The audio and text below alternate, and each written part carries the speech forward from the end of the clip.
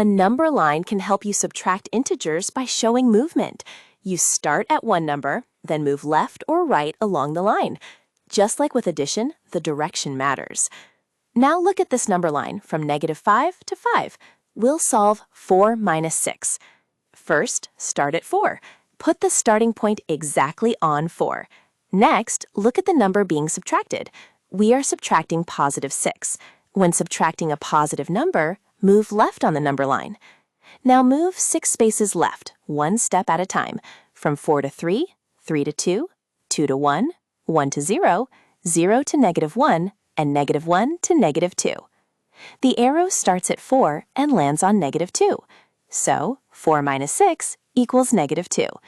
Remember this rule. Subtract a positive, move left. Subtract a negative, move right, because subtracting a negative is the same as adding.